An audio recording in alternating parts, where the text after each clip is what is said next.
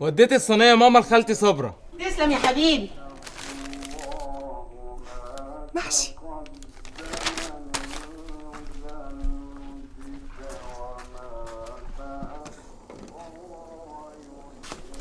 ام مينا بعت لنا المحشي ده ياما. ام مينا تسلم ايديها، طول عمرها صاحبة واجب. بقول لك ايه يا بطه يا بنتي، تعالي يا حبيبتي تكملي الاكل، احسن رجلي مش شايلاني، عايزه اخش اصح ابوكي. يلا يلا حاضر. يلا يا حبيبتي يلا.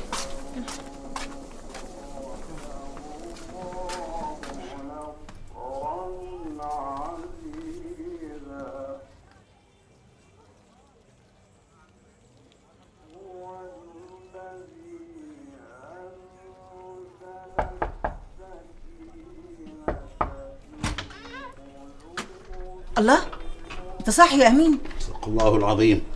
ايوه صاحي يا صبرا، واللي شايل الهموم زي حالاتي يجي له نوم.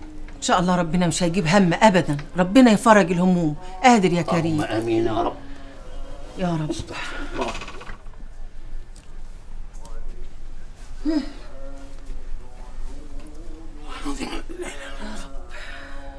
امال فين ادم وعامر؟ ادم لسه في كليته وعامر لسه نايم. وفين يحيى؟ بيلعب كرة في الشارع. يا دي الكوره، كل يوم لعب كوره. يا اخويا ما تسيبه يلعب.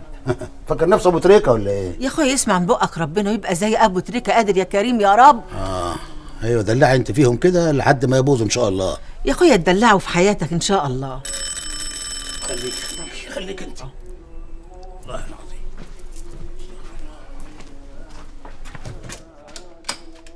اهلا يا ساميه. ازيك يابا؟ الحمد لله يا بنتي. انت كويس؟ الحمد لله. عامله ايه في الحمل؟ الحمد لله عايشه. سامية يا حبيبتي.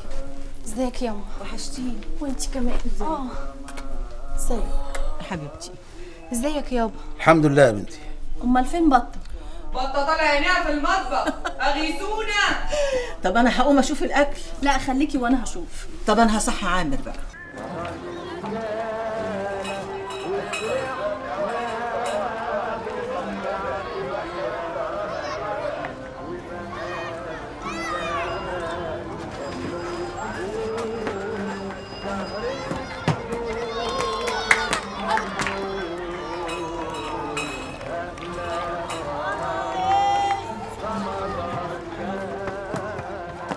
يلا يا ابن هنا يا كسروا المرسيدس. انتوا عارفين واجهة المحل دي بكام؟ ولا ده بكام؟ ولا ده؟ سيبينا عم تسعد الكوره. اتكلوا على الله، مفيش كورة. يلا الكورة دي هتقطع وقتي. معلش والنبي يا عم دي ساعة الكورة. مفيش كورة يا ابني، يلا اتكلوا على الله. يلا بقول لك معلش يا عم دي ساعة الكورة. يلا يا ابن هنا، اقعد هديك على قفاك. شد مين على قفايا يا عم انت؟ لا انت ولا 10 سايق. ولا 10 زي ازاي؟ اقعد انت امشي هديك على قفاك يلا. الحق يا ادم، اخوك يحيى بيخانق مع عبديس. ايه؟ اخوك يحيى بيخانق مع عبديس. اتكلم يا اللي يا عم انت. في ايه يا يحيى؟ في ايه؟ الكورة جت عنده تأسفت له بيقول لك اديك على قفاه. يعني قال لك انا اسف وتدي له على قفاه؟ ليه يا اخوه مات روح امك؟ لا ما ماتش، بس هيموت النهارده. ويلا من هنا يلا.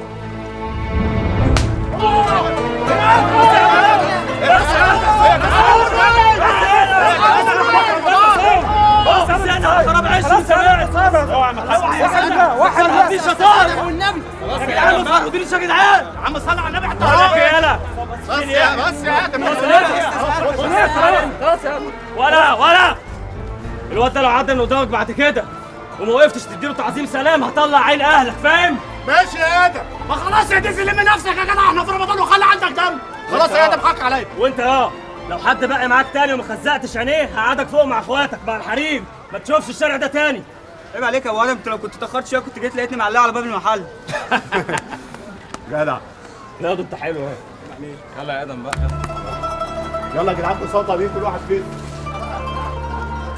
ايه الدوشه اللي انتوا عاملينها دي؟ انتوا مش عارفين ان في ناس نايمه ولا ايه؟ خش جوه يا بت. بيت ما بيتك. بتقولي كده على اساس ايه يعني؟ انا ولا مراتك ولا خطيبتك ولا حتى قاري فتحتك عليا. انا كده بقى حبيبتي بغير على اهل حتتي كلهم. خش جوه يا ام فاروق. حاضر يا ادم يا ابني. اسكت في طبعين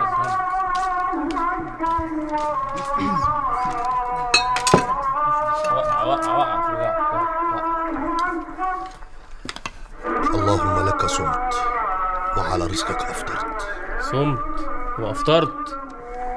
البهوات بقى عاملين لي فيها بلطجيه. كان مين فيكم سبب الخناقه؟ يحيى احنا هنستهبل؟ خلاص يا عم امين صحتك بقى، معلش هو مش هيعمل كده تاني، ما تعملش كده تاني يا ولد. ايوه كلني يا ادم. واكلك ليه يابا؟ بس ما السفره مليانه ايه. انت ما جيتيش تفطري معانا امبارح ليه؟ انت عارفه يا بنتي حماتي ست كبيره وما ينفعش اسيبها. انا ما صدقت اختها جت فقلت اجي افطر معاكم. تصعبات يا بت، ما بيتكم ورانا بشرعين، ولا انت عايز عبد جوزك بقى يقول ان احنا ما صدقنا خلصنا منك؟ عبده مالك يا سامي؟ فيك ايه يا حبيبتي؟ مفيش يابا. عبده اتخانق امبارح في ليبيا، محبوس من امبارح. ايه؟ ربع الفرخه اللي قدامك ده يا صبر. بتقول لك جوزها اتخانق ومحبوس. هات الشوربه دي يا بط. وهو اتخانق ليه؟ هو راح يشتغل ولا راح يتخانق؟ ما اعرفش يابا، انا كل اللي اعرفه ان واحد كلمني امبارح في التليفون وقال لي ان عبده عور واحد وبيحققوا معاه. لا حول ولا قوه الا بالله العلي العظيم. وده وقته يا بنتي. انا مش عارفه ياما اعمل ايه، اجيب فلوس الولاده منين؟ طب وعبده مش عامل حسابه ويبعت لك فلوس؟ كان ناوي بس ما بعتش. ما بعتش ليه ان شاء الله؟ ما اعرفش يابا، انا ما اعرفش حاجه، حتى مش عارفه اوصل له ازاي. الزعل وحش على الحوامل، كل مولود بيجي برزقه. معلش يا سامي يا حبيبتي، ان شاء الله هتتظبط، بس اهم حاجه دلوقتي نطمن على عبده. ما تقلقيش يا حبيبتي، ان شاء الله كل حاجه تتدبر.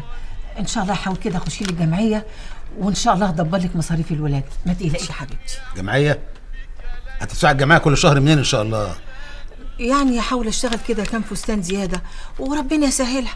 قول بس انت يا رب. لا اله الا الله. محمد كام رسول فستان الله. زياده ازاي؟ اذا كنت انت مكفيه على المكنه ليل ونهار، هتعملي ايه اكتر من اللي انت بتعمليه؟ انت بنتنا برضه يا امين ولازم نقف جنبها. الله، وهي مش لها راجل يقف جنبها ويساعدها؟ ولا احنا مكتوب علينا ان احنا نجهز ونجوز وهم يجيبوا عيال وفي الاخر يقعوا في قربزنا احنا برضه؟ خلاص يا عم امين، في ايه بقى؟ واحد الله. لا اله الا الله يا سيدي، لا اله الا الله. مش كفايه علينا خالك حاطط ايديه في ميه بارده ما يدفعش حتى ثمن الربسه اللي بيغسل بيه غياراته؟ رايح فين؟ خلاص طب كمل فطارك. خلاص نفسي اتسدد. لا حول ولا قوه الا بالله العلي العظيم. ما تزعليش يا بنت ساميه، انت عارفه مفيش اطيب من ابوكي، وعارفه برضه انه بيطلع يطلع وبعدين ما يعرفش ينزل. قوم اجيبه انا. فك يا بنت كده. استغفر الله العظيم يا رب. يابا كل يا حبيبتي كل.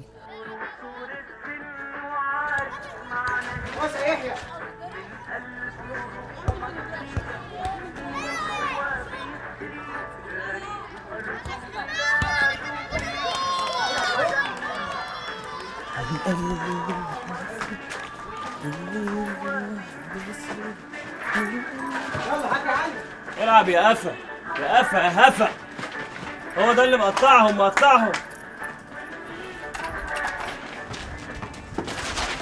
كتاب الله ولا واحد فيكم بيعرف يلعب.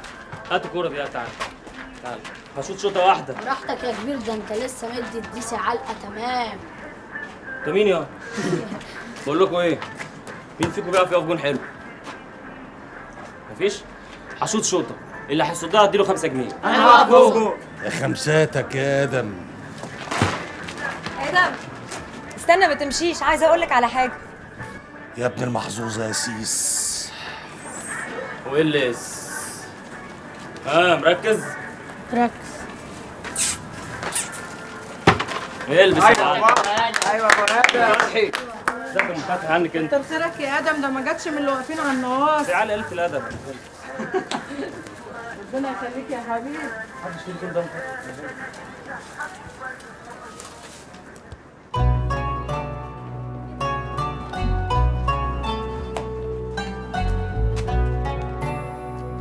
راح فين ده؟ انت كنت فين؟ بص لام فتحي. هو انا مش قلت لك استناني؟ ايه يا بنت الشخصيه الشرسه دي؟ مش قبل الفطار انت مش جوزي، انت مش خطيبي، مالكش كلمه عليا، وبعدين مالك زي القطر كده. انت هتلبخ ولا ايه؟ مش هلبخ يا عم. ايه انت عايزاني في ايه؟ ما هو انت لو تعرف انا عايزاك في ايه هتقدر. في ايه بقى؟ كل سنه وانت طيب. ده العيد بعد بكره دي. ده مش العيد، ده عيد ميلادك. تصدقي كنت ناسي، وانت الوحيده اللي افتكرتي. هو انت ما عندكش نتيجه ولا ايه؟ لا والله.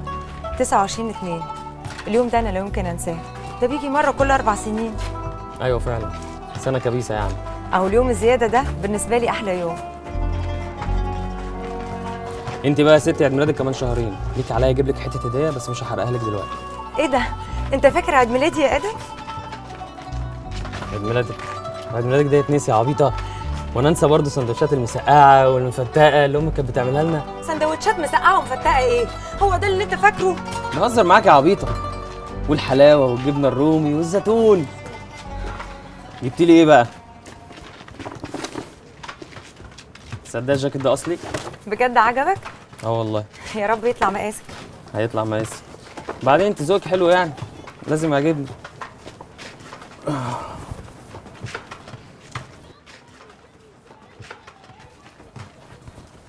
حلو. مقاسي ها؟ هنفع ظابط ها؟ شكرا يا هنا. وانت بقى يا بنت مش هنفرح لك بعريس بقى ولا ايه؟ كبرتي كده وحلاوتي وما ينفعش تسابي بقى كل ده.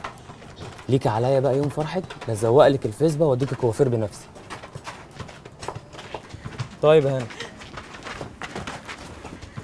همشي انا بقى عشان ما اتاخرش على الشغل. بالنسبه للشنطه دي بقى خليها معاكي عشان عيد ميلادي الجاي.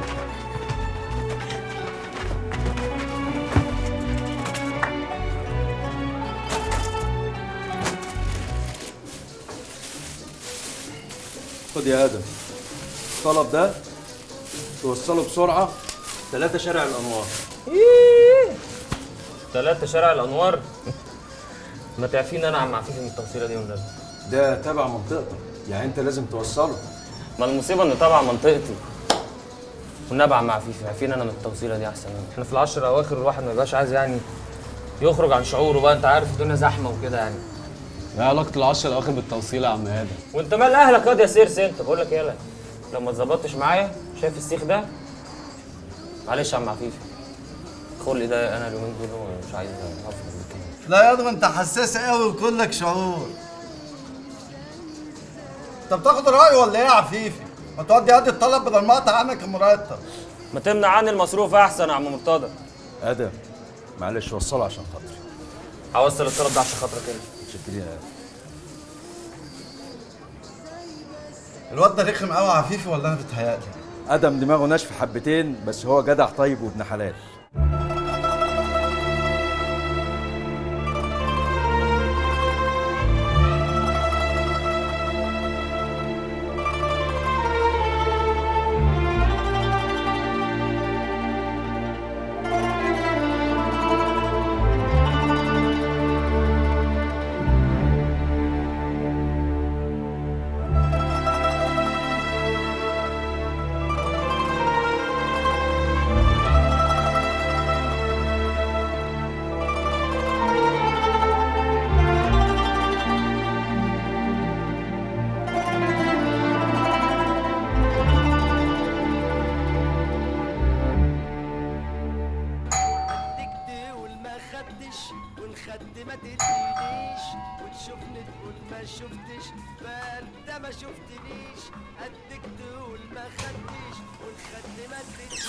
عاش من شافك يا ادم، وحشتني. ما تشوفيش وحش يا اختي. ايه انا ما وحشتكش؟ مش قوي ده كلهم يعني حاجه و20 يوم اللي ما شفناش بعض فيهم. اخصى عليك، ده بدل ما تدخل تونسني في وحدتي. انت هتصيع يا بت. ده انا مربيكي من ايام ما كان اسمك لبيبه، من ايام ما كنت ساكنه عندنا في الحاره قبل لولوس. خلاص بقى يا ادم ده كان زمان ما تفكرنيش. الله انا دلوقتي لولوس، وبعدين انا مخنوقه اليومين دول. امتى الشهر يخلص بقى وارجع اشتغل تاني؟ ما تقلقيش يا اختي، كلها يومين والعيد يخش وترجعي تشتغلي تاني. خدي بقى الاكل. طب بقول لك ايه، ما تيجي تتسحر معايا؟ بقول لك ايه، اتمسي وقولي يا مسا رمضان كريم في العيد. ما تفهمنيش غلط، ده انا نسحر احنا التلاتة. 3؟ انا وانت والشيطان. بقول لك ايه يا لولوس، ايه؟ هات الطلب ده كده وخش اندهي عشان نمشي. مين ده اللي انده؟ الشيطان.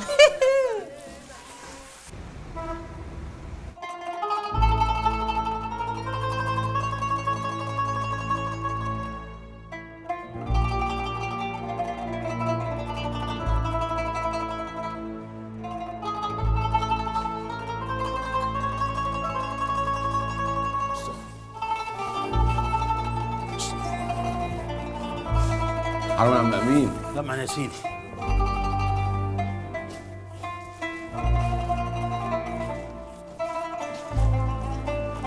لو سمحت يا عم امين خلصني. فوت علينا بعد العيد اكون راجعت ورقك يا سيد. يا استاذ امين ربنا يخليك، انا بقالي شهر رايح جاي عليك علشان خاطر التصريح ده ومفيش فايده. فات الكتير ما بقى الا القليل يا سيد. لحد امتى؟ ده حته التصريح لا راح ولا جاي عشان راجل معوق هنحط له حديدتين قدام بيته. ودي شويه؟ حديدتين هيندقوا في الطريق العام، يعني هيعطلوا الشارع وهيمنعوا اي حد يركب ما بينهم. المفروض ان احنا ناخد اذن من البلديه والمطافي والامن الصناعي. ياه، احنا لازم نستنى الموافقات دي كلها؟ طبعا هي سايبه. طب ايه رايك بقى في اللي بيحط حجر عافيه ومن غير تصريح وبيسد الشارع؟ من غير تصريح يبقى هيتعمل له محضر وهيتعمل مخالفه وهيدفع غرامه، واذا ما دفعش غرامه هتبقى قضيه. انما لو معاه تصريح خلاص هو حر يعمل اللي هو عايزه. المهم يا استاذ امين، انا هاخد التصريح امتى؟ تسهيل على الله وكل شيء بثمنه. يا استاذ امين انتوا كل اللي بتطلبوه مني بدفعه، دمغات ومصاريف ومفيش فايده. فكر شويه، شغل مخك، يمكن في حاجه ما اندفعتش هي اللي معطله لك الدنيا. حاجه ايه يا استاذ امين؟ انت كل اللي طلبته مني دفعته. في حاجات ما ينفعش تتقال ولا نقول عليها. قول لي كده. كل سنه وانت طيب. انت طيب يا سيدي بالصحه والسلام. ان شاء الله اجي اخد التصريح امتى؟ وتيجي ليه يا سيد؟ التصريح بتاعك جاهز اهو. الله، يعني مش بعد العيد؟ وبعد العيد ليه؟ ما دام دفعت العيديه يبقى احنا كمان لازم نفرحك ونعيد عليك. الله، طب وتصاريح البلديه والامن الصناعي لا لا لا لا لا، دي كلها حاجات روتينيه. الكلام ده لما يبقى شارع عام. انا واضح من الورق بتاعك انك في شارع جانبي، يعني الحاجات دي كلها مش مهمه. ربنا يخليك لينا يا عم امين. ويخليكم انتوا لينا ويرزقكم برزقنا ان شاء الله. السلام عليكم. وعليكم السلام ورحمه الله وبركاته. انا مش فاهم يا استاذ امين، انت ازاي بتصلي الفرض وتبقى على نفسك فلوس الرشوه دي؟ يعني انت ما بتقبلهاش يا استاذ سيد؟ ايوه بس انا ما بصليش. وبعدين مين اللي قال عليها رشوه؟ امال تعتبر ايه؟ دي دمغه نفس عشان الموظف الغلبان اللي زي حالاتي يعرف يعيش ويصرف على عياله. ما هو لما نفسه تبقى مفتوحه مزاجه هيبقى عالي وهيخلص مشاغل الناس. دمغه نفس؟ ايوه دمغه نفس. ولعلمك بقى دي اهم دمغه في الدمغات، والمفروض انها تتحط في الدمغات رسمي، ساعتها الشغل هيمشي زي الفل. دي تعتبر مكافأة للموظف على سرعة تأديته وخدماته للمواطنين. وبما ان الحكومة ما بتدفعش الدمغة دي فالمفروض المواطن هو اللي يدفعها تقديرا لزميله الموظف علشان يمشي له شغله. تصدق معاك حق. طبعا. احنا بنهجص.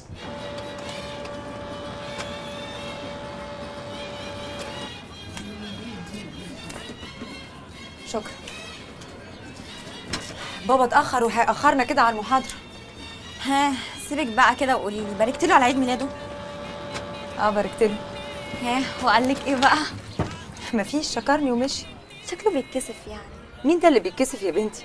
ادم جريء وبميت لسان. مش عارفه كده، انا بيجي لي احساس انه معجب بيكي بس مش عاوز يتكلم. معجب بيا ايه بس؟ ايه الكلام اللي انت بتقوليه ده؟ عامه انا حاسه، وانا احساسي ما يخيبش ابدا. بطلي التخريف اللي انت بتقوليه يا هبه. انا وادم زي الاخوات ومتربيين مع بعض، يعني مفيش ما بيننا التخريف ده. طب ما انا متربيه معاكم من زمان وبرضه بيهتم بيك انت زياده. بطلي هبل بقى يا هبه. صباح الخير يا بنات.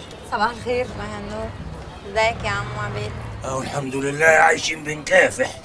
اتأخرت ليه يا بابا؟ انت كده هتأخرني على المحاضرة. لا كله الا المحاضرات. انت عارفه السنه بتوقف عليها بكام؟ طب ايدك على 100 جنيه. 100 جنيه؟ ليه كفل الشر؟ اصل يا بابا في فستان عاجبني قوي وكنت محوشاه له ومش ناقصني غير 100 جنيه. فاضل 100 جنيه؟ ليه؟ امال الفستان ان شاء الله ثمنه كام؟ حوالي 400. ايه ده؟ ليه؟ فستان معمول من الذهب؟ ايه يا عم عبيد، ده في فساتين بتعدي ال1000 وال2000. الله، نبي ياخد تنقطنا بسكاتك بلا تقول دم. يلا يا بابا بقى هات ال100 جنيه. طب ما تراجع نفسك يعني. اراجع نفسي في ايه؟ يعني انت عندك فساتين كتير، ده انت عندك يجي 5. بقول لك ايه يا بابا، ما تخصمهم من مصروفي الشهر الجاي. وما هو من غير ما تقولي هو كده كده كان هيحصل، وما اكفيك منه. طب يلا بقى هات ال100 جنيه. طب اقول لك ما تجيب ال300 اللي انت محوشاهم على ال100 اللي انا هديهم لك وافتح لك دفتر توفير. الفستان يعني الفستان. طب ما كفايه 50. بطل بقى حركاتك دي يا بابا. امر لله، ما انت الحيله اللي طلعت بيها من الدنيا. اتفضلي. ايه دول يا بابا؟ مديني 100 جنيه خمسات، انت مش هتبطل حركاتك دي. ايوه، كل 5 فوق 5. عشان البت اللي معاكي دي واضح ان عينيها مدوره والعين فلقت الحظ. ماشي يا بابا. سلام. سلام. سلام. سلام يا اختي. انا عارف بنت طالعه ايدها مخرومه لمين، مع ان امها بخيل.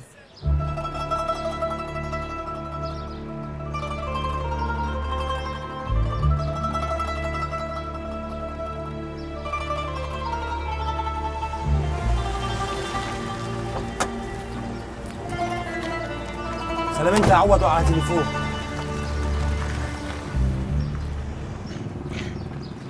اخرت ليه يا مرزوق؟ انا دقيقه وكنت ماشيه. اعمل ايه بس يا بطه، كنت في الشغل ومش عارف اخلع. طب ما انا رنيت عليك كذا مره وسامعاك عمال تتكلم مع حد وعمال اقول لك الو الو ما بتردش عليا. اعمل ايه بس، الظابط كان واقف على دماغي ومش عارف ارد، رحت فاتح عليكي وقلت يمكن تسمعني وتفهم. خلاص عديها لك المره دي. لا قبل ما تعديها في حاجه مهمه قوي عايز اقولها لك. ايه؟ وحشتيني. انت كمان. بجد؟ بس بجد بقى عايز اقول لك حاجه بجد بجد قوي يعني المره دي. ايه؟ بحبك. اشمعنى؟ اشمعنى؟ عشان انت بنت جدعه و100 راجل. بس كده؟ لا بس كده ايه؟ عشان انت حلوه، حلوه قوي زي القمر، واموت فيكي.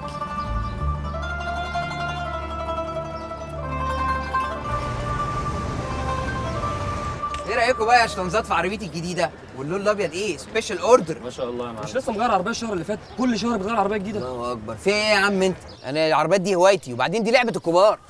يا عم ده قالوا حراميه ومعاهم فلوس كتير. اللي بيته من ازاز يا حبوب، وبعدين ما انت خالك يعني اكبر حرامي في مصر القديمه. يا عم ده عمي مش خالي، انت هتحور كمان. تصدق ظلمته طلع عمه مش خاله. بقول لك ايه، الزبون لسه ما اكتشفش ان انا مونيكا اللي بتشتغلوا على الانترنت، وهتفضحني يعني. صحيح يا وليد، انت ابن محظوظه، البت زي القمر انت معلقه على الفيسبوك مونيكا دي، هموت واعرف عاجبها فيك ايه. اوه انت ما شفتش بقى، تخيل بقى يا ادم، انا بصياعتي وخبرتي والاوبشنز اللي عندي دي مش عارف اعلق بنت بوزه زي دي. على مونيكا؟ مونيكا. بقول لك ايه، انت بتعمل معاها حاجه بقى كده ولا كده؟ وصلتوا لايه يعني؟ الموضوع بقى يعني بقى كتير قوي يعني. فلت منك. كان عندك ميعاد انت معاها بقى، عمال تقول لنا مونيكا الساعه 2. انت فكرتني بالميعاد ده، انا لازم اطير دلوقتي حالا، اللي هي قاعده على نار مستنياني. سيبكم بقى كملوا الحوار بتاعكم. صحابها بقى حماده، صحابها. يلا سلام يا جماعه. خير انت بقى، بس اوعى تخبط في حاجه وانت طاير. نمره ابن اللذين. بقول لكم ايه صحيح؟ ايه يا حبيبي؟ انا مش فاهم اي حاجه من الاستبيان اللي طلب الدكتور ده. ولا حاجه، الدكتور عايزني اعمل استطلاع راي على اكبر مشكله بتؤرق المجتمع المصري. اكبر مشكله بتؤرق المجتمع المصري.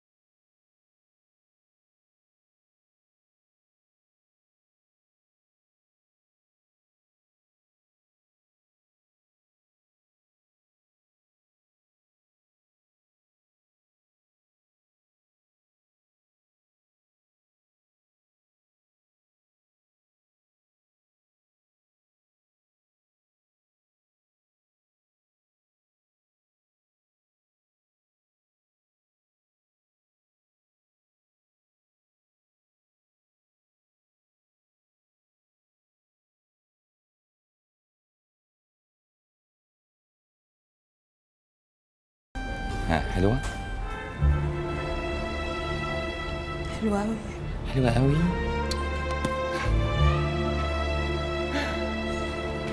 بحبك أنت. احنا في المحل. صحيح. طيب اتفرج بقى على شوية حاجات جوه.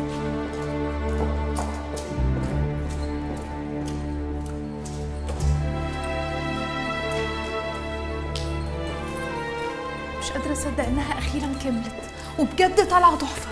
لا ما خدتيش بالك بقى من السفرة، جت واتفرشت اهي. إيه ده، أنت حطيتها؟ شفت مكانها هنا أحلى إزاي؟ خلاص يا ستي بقى، ما أنا حطيتها لك مكان ما أنت عايزة. تعالي بس هوريكي حتة مفاجأة جامدة جدا. طب بالراحة بالراحة. طيب هوريكي حاجة جامدة جدا. كان أنت رسمي النهاردة. إيه رأيك في المفاجأة العظيمة دي؟ مش فاهم فين المفاجأة؟ ايه التلاجة؟ ما جبناها وكراتين وبتاع. بجد؟ لا تصدق مفاجأة رهيبة ده فعلا. لوحدي. كويس انك عملتها لوحدك، معكش حد يعني. غاوي تكسفيني على طول، هتفضلي تكسفيني على طول كده. بقول لك ايه؟ ما تيجي نبات هنا النهارده؟ تلم. طب بوسه طيب. بوسه. تلم يا جو. كلها كام يوم محدش هيقول لك لم، فاهمه؟ كمان كام يوم مش دلوقتي. بموت فيك يا نانسي. وانا كمان. حلوة التلاجة.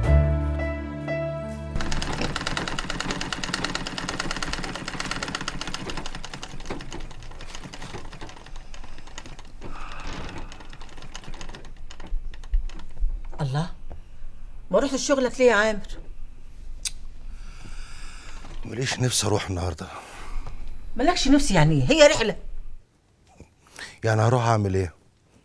بروح اكل سندوتشات واشرب في شايات وانام على زمايلي، يعني ايه؟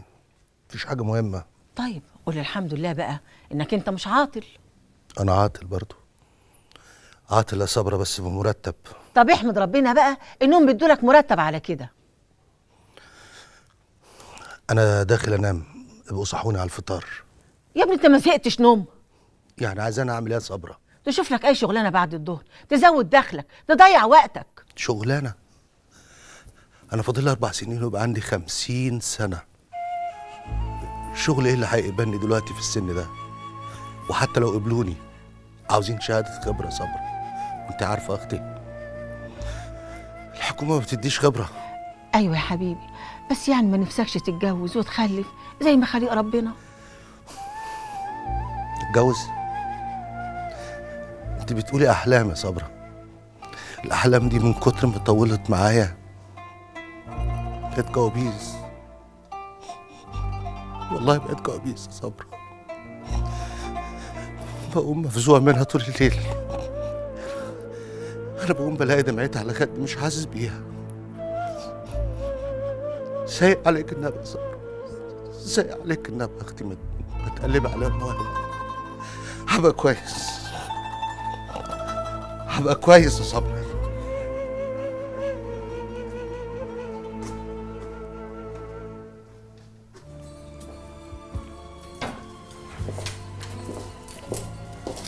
صباح الخير يا نانسي. صباح النور يا صبرا. في راجل اجنبي جوه عجباه قوي الكاوتش البني، بس عايز يغير القماش. اوكي تعالي نشوف. سو هبعتي البين باج بتاعت المهندس مصطفى سرور. اوكي. هاي نانسي. Richard. Have a seat please. Thank you. You like the gallery? It's beautiful. You the manager? No, actually I'm the owner. So my assistant told me that you like this couch? I do, but I want a new one because we've sat on this one. I'm just kidding. I like it, maybe a different fabric or color. Okay, may I know the colors of your apartment? Villa, and it's under construction. Really? You know that we also do interior designing? Mama, that's fantastic, then I've come to the right place. I don't trust my own taste, only the taste of a woman. Okay, and I would love to help you. Sorry, excuse me.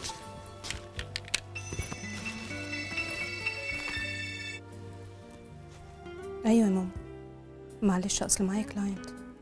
انا جايه على طول، انا هروح بعد كده. اوكي اوكي مش هتاخر، يلا باي.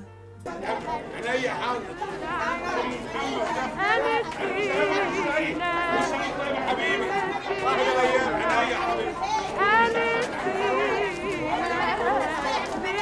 نص ساعة وتعالي. عينيا الاتنين هسويهم والله. عينيا حاضر. ابو علاء بتاع تاخد يا كل سنه وانتم طيبين يا رجاله، وعيد سعيد عليكم جميعا يا رب. كل سنه وانت طيب يا فروت، يا حلوه يا حلوه انت. كل سنه طيب يا ندى. كل سنه طيب يا حبيبي. كل سنه طيب يا مينا. بالصحه والسلامه يا قلبي. امك عملت لنا شويه كحك عسل. يا طهور قلت لنا قصيده العيد كده بقى. فاكر قصيده السنه اللي فاتت بتاعت حبيباتي اتشقطت مني. بس بذمتك مش كانت حلوه؟ كانت حلوه والله. خش بقى على بتاعت السنه دي. عايز تسمع حاجه؟ مصمم. خلاص يا ابني وقف لعب بقى نسمع. مطاطي مطاطي ونفسي مكسورة وراضي إن فيكي أعيش، ولو ليا بلد غيرك هسيبك وما تزعليش. مطاطي ونفسي مكسورة وراضي إن فيكي أعيش، ولو ليا بلد غيرك هسيبك وما تزعليش. ويمكن في يوم نتقابل وأشوفك زي ما أنا بحلم، ويمكن في يوم نتقابل وأشوفك زي ما أنا بحلم. لكن دلوقتي سامحيني، أنا بحلم بلقمة عيش. يا ابن اللذين. ايه ده؟ بطاطي شعرك ريحته وحشه، شعرك ركيك. بطاطك يا راجل يا معفن، مش فاهم قيمة الكلام اللي بيقوله. يلا يا عم قوم استحمى من هنا ولا شوف انت بتعمل ايه. انت عارف يا طاهر احلى حاجه فيك؟ انت هتبوسني ولا يا معلم؟ استنى بس يا جدع، قول يا اخويا. احلى حاجه فيك ان الشعر بتاعك سترونج، ربنا يكرمك يا حبيبي، وفي نفس الوقت ضعيف. This not your problem، دي مشكلتي انا، مشكلتي. خليها على الله يا معلم، خليها على الله. مالك يا ابو ادم ساكت ليه كده؟ في ايه؟ سكت طبعا يا معلم، انت قلبت علينا المواجع في الوقفه. السنه اللي فاتت كنت عامل قصيده لحبيبتك، السنه دي شوف انت عاملها ليه. واضح ان احنا كبرنا كده والهم ملا حياتنا. احنا ما كبرناش، احنا فهمنا، وكل ما الفهم والوعي جواك يزيد كل ما جواك يزيد الألم. قلم وورقة وكراسة، ايه جو محو الأمية ده؟ أنا غلطان إن قعدت مع عالم جهلة زيكم، جاتكم القرف.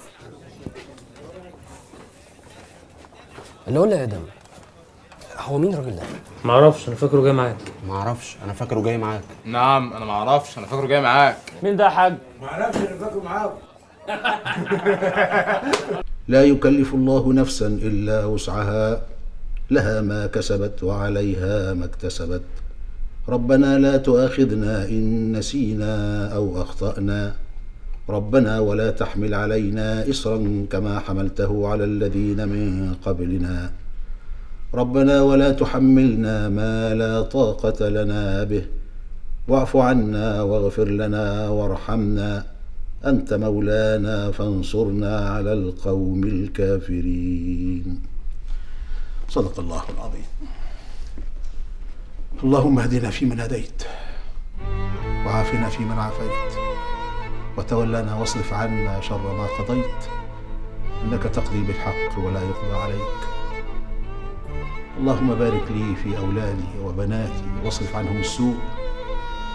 اللهم بارك لي في آدم ابني، اللهم اكتب له النجاح، اللهم يسر له طريق الفلاح، اللهم اجعله لي خير خلف، واجعله لأمه وأخواته خير سند.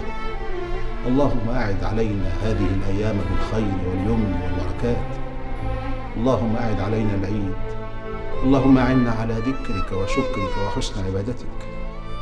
اللهم آتنا في الدنيا حسنة وفي الآخرة حسنة وقنا عذاب النار، وأدخلنا الجنة برحمتك مع الأبرار يا رب العالمين.